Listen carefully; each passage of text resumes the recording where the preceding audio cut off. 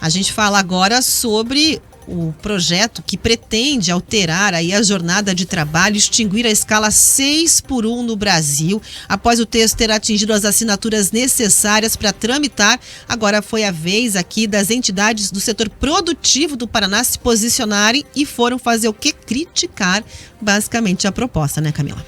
Até o final da noite de ontem, mais de 200 deputados já tinham assinado a proposta de emenda à Constituição, que é de autoria da deputada Érica Hilton, do PSOL de São Paulo. Entre os parlamentares paranaenses, apenas 6 assinaram a PEC. Carol D'Artora, Gleisi Hoffmann, Elton Welter, Zeca Dirceu e Tadeu Venere, todos do PT, além do Luciano Dutti, do PSB. E hoje o deputado Aliel Machado, do PV, afirmou que não assinou a proposta, mas que ele defende o fim da escala 6x1. Vou aqui abrir aspas, né? Ainda estou em recuperação por conta de uma queda grave que sofri na última semana e que me afastou completamente das minhas atividades por ordem médica.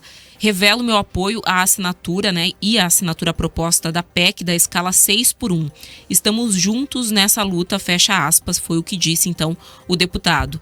A proposta ganhou destaque nas redes sociais nos últimos dias e tem 2 objetivos principais. Primeiro, acabar com a possibilidade de escalas de 6 dias de trabalho e 1 de descanso, chamada então de 6x1. E segundo, alterar a escala de trabalho para um modelo em que o trabalhador teria 3 dias de folga, incluindo o final de semana. Com o avanço das discussões, representantes do setor produtivo aqui do Paraná vieram a público criticar duramente esse texto. O presidente da Federação das Indústrias, Edson Vasconcelos, ressaltou que a proposta desvirtua o cenário econômico nacional. É uma pauta estranha, né? Mais do que estranha, porque no momento político que a gente está conversando, falando muito sobre a nossa taxa Selic, a nossa inflação, o nosso problema do governo federal não conseguir se comprometer com o arcabouço fiscal, que inclusive é um dos grandes problemas quando nós falamos hoje em mão de obra. Nós estamos engessados, não conseguimos produzir mais porque não tem mão de obra. De repente vem uma proposta dessa que desvirtua totalmente. Nós já estamos com um problema cultural, já tem uma geração que está acostumada ao assistencialismo.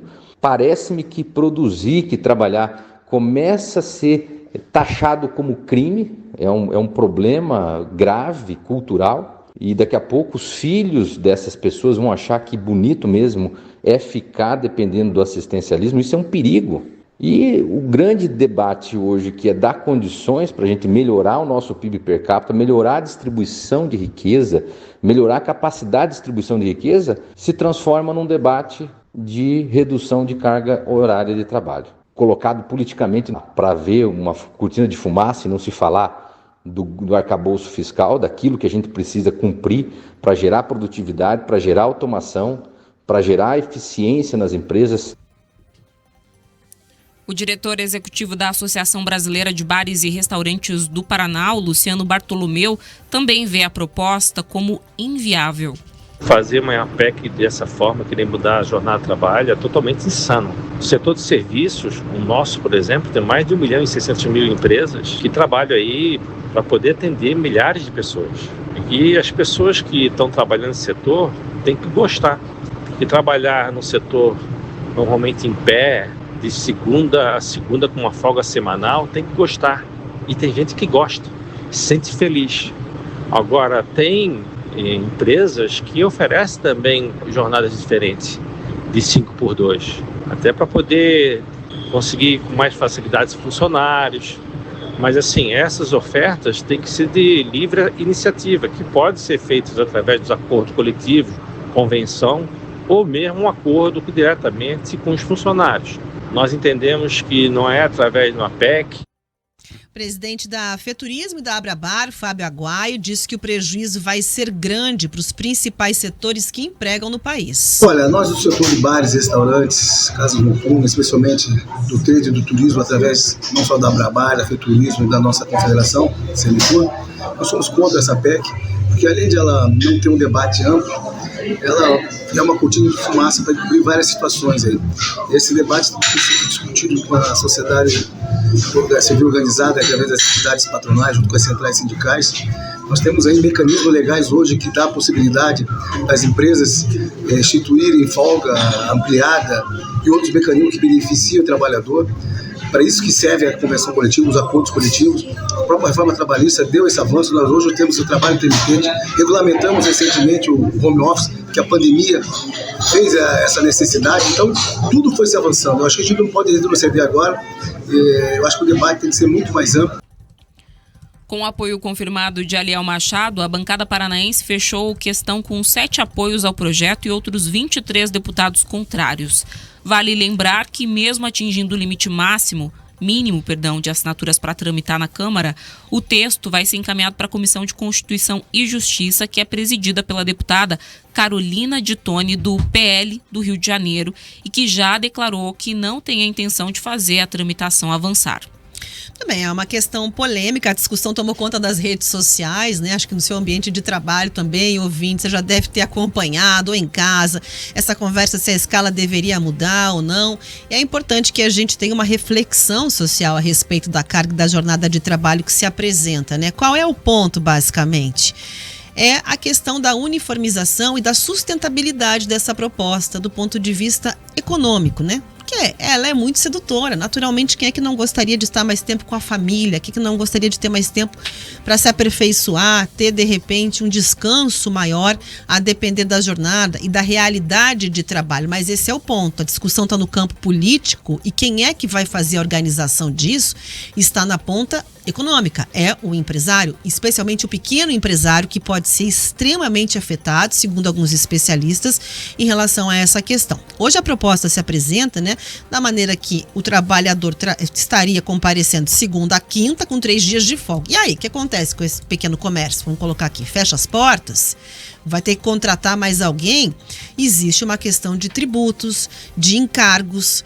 Quem é que vai pagar essa conta? Né? O governo está fazendo uma matemática, basicamente, para entender de onde é que vai conseguir reduzir o seu tamanho para o tal pacote de gastos, né?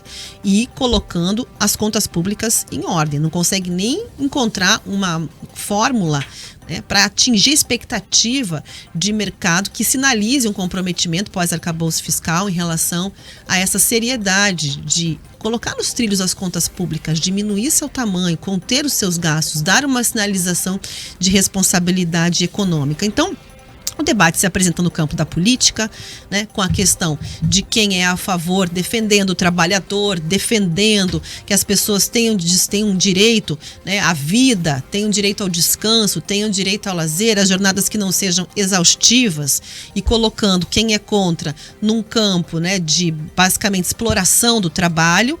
Mas enquanto isso acontece e há uma polarização de direita e esquerda a respeito do assunto, com a pressão social colocando até alguns deputados da direita na conta das assinaturas, o empresariado se preocupa porque é para ele que vai sobrar basicamente a carga de impostos, a organização e uma possível quebradeira a respeito dessa proposta. Então, tem que ver como é que ela vai seguir. É um longo caminho a partir das assinaturas, não é tão rápido assim, tem uma tramitação muito longa, mas por enquanto o que se tem de resultado é essa mobilização e discussão social em torno da realidade que se apresenta dentro da jornada de trabalho e da realidade brasileira. Eu chamaria atenção justamente para essa mobilização, porque me surpreendeu muito a força ou a dimensão que tomou toda essa discussão, principalmente nas redes sociais, né? E a preocupação evidente dos políticos, tanto de esquerda quanto de direita, porque a gente deve lembrar que estamos no momento, né, com um governo federal alinhado à esquerda e que, como você disse, tem essa preocupação em fechar as contas, então naturalmente não seria favorável a uma proposta tal como a gente está vendo ali sendo discutida na Câmara, também no Senado, mas ao mesmo tempo tendo que calibrar esse discurso para não entrar em conflito com a própria base eleitoral, né, que o elegeu. E aí, o que a gente vê na prática é que, inclusive, como você bem salientou, Rafa, alguns políticos de direita estão se posicionando favoráveis por entender que essa demanda ela é muito grande, muito crescente na população de um modo geral. Esse é o primeiro ponto, tentar entender quais são as insatisfações, porque como pontuaram ali alguns dos entrevistados que representam esse setor produtivo e setores que vão ser muito afetados, como de bares, de restaurantes, o turismo, existe aí uma preocupação muito grande, né, realmente, em não se conseguir fechar as contas, em gerar desemprego. Mas, como na prática a gente vai poder resolver, então, essa situação, fazendo com que ambos os lados saiam satisfeitos? É importante destacar que essa não é a primeira proposta que discute uma possível mudança nessa escala de trabalho. A Erika Hilton, né, com essa proposta de emenda à Constituição, acabou se destacando, é o texto que está ali em tramitação, mas justamente por ouvir essas demandas que vêm do setor produtivo, já disse que faria concessões e que mudaria esse texto. E o que eu me pergunto, Rafa, é se vão haver realmente uma força suficiente, né, o apoio suficientes para que, de uma forma alterada, essa proposta de alguma forma avance, porque esse barulho foi muito forte e eu diria até que inesperado. Então eu não acredito também que simplesmente a CCJ, né, vai conseguir arquivar isso sob o risco aí de que a gente tenha algum outro tipo de imbróglio, vamos dizer assim, né, de uma manifestação social ainda maior. É uma discussão que começa agora e que a gente não sabe realmente para que lado vai caminhar, nem como vai terminar, mas que eu não vejo sumindo aí do cenário pelos próximos meses. Não deve sumir mesmo, por quê? Porque a esquerda, inclusive, acabou encontrando uma pauta que toca o coração das pessoas. Saiu muito fragilizada das eleições municipais desse ano. Veio o ministro Haddad dando uma entrevista à Folha de São Paulo, falando que, para se reconectar e tentar algum tipo de crescimento frente à centro-direita, né, ou à direita extrema, radical, mais forte, como vocês queiram chamar, precisava encontrar um sonho, né? E aí você entra no ponto de vista econômico, né? Que é sonhar exatamente com essa questão do lazer maior. O governo vem com um discurso que também tem entendido que quando se fala de economia, que você acaba angariando a atenção das pessoas e talvez mobilizando para essa pauta, que isso poderia ser benéfico para alguns trabalhadores e empresas, e considera os desafios, porque sabe que na conta de muitos empresários, como supermercadistas, já disseram: governo, então você vem aqui limpar os seus tributos. Então dê uma contrapartida aqui para o empresário, que aí será possível, né? Então sabe que vai existir esse tipo de pressão. E aí fala o quê? Como o posicionamento do próprio ministro do Trabalho, que o ideal seria que o funcionário negociasse ali com o patrão, com o empresário, que é muito saudável que essa discussão aconteça. Então não tira o corpo fora totalmente, né, para enterrar a pauta, mas deve deixar na mão do Congresso com esse discurso de que o entendimento fica a respeito das categorias, preservando os benefícios dos trabalhadores, como já foi pontuado pelo ministro exatamente, né? E hoje você acaba encontrando realidades muito diferentes também de trabalho. Ao mesmo tempo que a gente tem um setor produtivo de maneira geral falando sobre as suas dores em relação a essa questão, carga tributária, a situação que enfrentam, em alguns pequenos exemplos você tem reportagens trazendo empresas que conseguiram se adequar e tiveram modelos bem-sucedidos. Hoje mesmo você tem lá uma empresa de tecnologia em São Paulo, num grande jornal, trazendo que conseguiu fazer uma escala 4x3 e que para ela foi muito benéfico. Então, o que se apresenta como tendência é que essa questão tenha, obviamente, né, esses frutos políticos rendendo ainda, e que exista basicamente esse discurso do vamos ver cada categoria como fica, mas o governo não vai querer pagar essa conta e o empresariado, pelo visto, também não. Essa discussão direta entre empresário e empregador é a que mais se ouve, né, na defesa para que essa proposta não avance, para que a solução para esse problema que foi posto e que, como a gente disse, né, a gente não vê saindo aí do foco das discussões pelos próximos meses, seja apontada, né, seja ali criada. Mas realmente, Rafa, existem aí argumentos, né, para defender ou para atacar em cada um dos aspectos da proposta, como você bem pontuou. É um problema que é insolúvel para um pequeno empregador, né, para aquele pequeno empresário. Como é que ele vai fazer para oferecer uma escala tão reduzida para um trabalhador? Ele vai ter que ter mais trabalhadores? Muitas vezes ele não consegue sequer bancar um único funcionário, né? Então, na discussão ali da PEC, o próprio PSOL já fala em fazer uma regulamentação um pouco diferente para esse tipo de empregador, né? Por outro lado, quando a gente fala de esse tempo livre para o lazer, e algumas pessoas questionam, né, se esses funcionários, se essas pessoas vão ter dinheiro para, de fato, usar ali, né, para aplicar em lazer, em atividades que possam justificar essa folga extra, você tem também alguns economistas dizendo que vai ser um ganho para um setor de turismo, para um setor de comércio, inclusive, porque essas pessoas vão fazer compras naquele dia.